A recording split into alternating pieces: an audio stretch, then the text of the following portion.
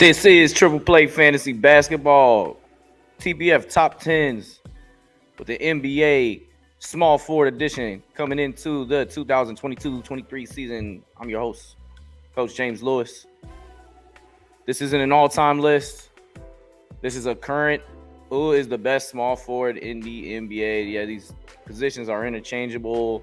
Sometimes you're debating whether somebody's a point guard, shooting guard, small forward, shoot. Some of these small forwards played center several games last year. At 10, Mykal Bridges. His numbers don't wow you when you first look at it, but he's one of those players that outperform his numbers. He is a potential 50, 40, 90 guy down the line. He's 53 from the field. He's a sniper from deep. He can play make too a little bit. When he catches it and he's not shooting, he drives the lane well. He is your prototypical great role player. And I don't think he gets enough flowers for what he does. Going back to his college days, he won a championship in 16 and 18. He's just a winning player there at Villanova. And it's funny because Philadelphia 76ers, he's under their eyes, and they trade him on draft night for Zaire Smith, who I don't know, probably played 13 games. On the other end, Mykal Bridges hasn't missed an NBA game. He led the league in minutes because you can throw him out with any lineup. When you have a 7'1" wingspan, all defense first team. For my money, I think he's a better defensive player than the defensive player of the year, Marcus Smart. He guarded LeBron almost better than anybody that I can think of in the NBA. He did that in the playoffs the year before as they knocked the Lakers out. He's good for a swipe a game. He's a smart player. He's a man. He has leadership. I spent 2 minutes on Mykal Bridges. Shout out Mykal Bridges at 10. At 9, Scottie Barnes, your rookie of the year, Mr. Do-It-All. He has potential to be a defensive first teamer as well, and he can guard people full court. He's just 21 years old. 15 points, 7 boards, 3.5 assists, shot 50 from the field. He needs to improve his three-point jump shot, but the fact that he scored this well for somebody that had like offensive question marks going in is huge. To give you a steal, almost a block a game. The sky is the limit for Scottie Barnes, somebody that's just going to keep improving each and every year. So he cracks the top 10 just after 1 year. At 8, Khris Middleton. The Bucks really missed him in the playoffs. Who knows? They might have gone back-to-back. A lot of people do think that was the case. They just wasn't quite enough Game 7 versus Boston without him. Of course, they had won the year before, and he had games where he closed things out in the playoffs. And when they needed an isolation bucket, they gave it to Khris. Then he went and won Olympic gold with his teammate Drew Holiday. He's a solid defender, and he's a very, very good shooter. 3-time All-Star. At number 8, you feel that's kind of high, but with the next 7 guys, it's a small forward position in the NBA is just remarkable. Brandon Ingram takes the 7th spot for me, league's most improved player.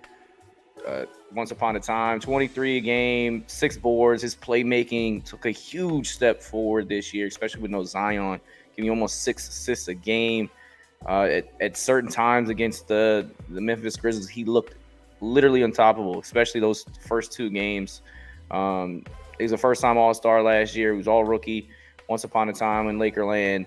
And he's long, and he has a shot that's nearly unblockable. And sometimes when he gets it going offensively, it's like you cannot stop him. At 6, DeMar DeRozan, the best year of his entire NBA career, averaged 28 points, 5 boards, 5 assists. The mid-range king. First player in NBA history to hit 2-game winners. And for a guy that doesn't shoot threes, they were both threes. Shout out this 5-time All-Star, 3-time All-NBA.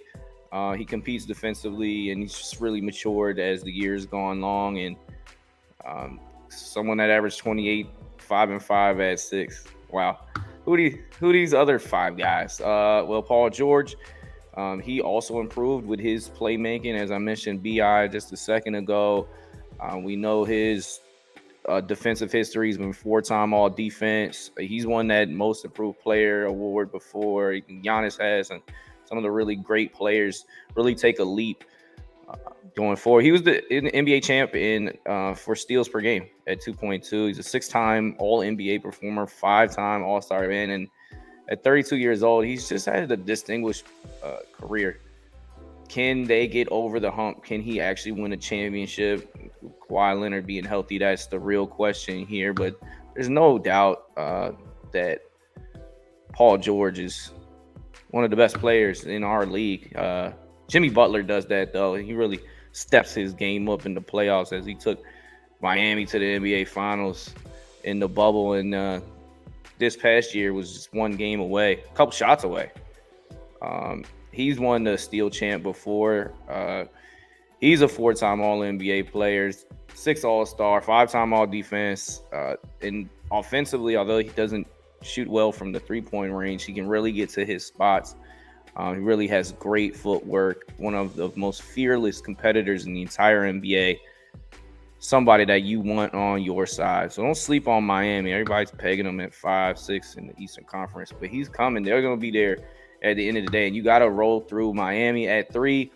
Jayson Tatum took a huge step forward this past season, and up until the NBA Finals, I mean, he won the Eastern Conference MVP. He looked all the part. He went heads up with Kevin Durant and completely outplayed him in a 4-game sweep of the Nets. Gives you 27 a game. He's very vocal on defense and competes on defense as well. He's a really solid rebounder, and you already know that sidestep is nearly impossible. So Jayson Tatum, I got you at 3. I always go back and forth with Jayson and Jimmy. I feel like Jayson finally took that step forward. Every time I try to say that he's better than Jimmy, Jimmy makes me shut up a little bit. At 2, Kawhi Leonard. Yeah, he didn't play for ACL injury that put him out the entire year, but you can't deny how great of a player this is. 2-time Finals MVP, and I'm sure he comes back with a vengeance with more than enough time to recuperate from that injury. Just a great shooter, somebody that's gotten better. I just expect his shooting to even take a step forward this year, even though that's a 50, 40, 90 line the last time he played a full season. He's won the steal champ before. He's been an all-star game MVP, 5-time All-NBA, 5-time All-Star, 7-time All-Defense. Kawhi Leonard, who knows? A lot of people are picking the Clippers to win the NBA championship. And at 1, hey, he's not dead. The King is not dead yet. Nearly led the league in points last year with a 30 clip. Only the second time in his career he's averaged 30+. He's going to break that scoring record this season. Gave you 30 points, 8 boards, because he's shooting a little bit more. Only 6 assists. Only 6 assists, people. 4 times Finals MVP. You already know that resume part.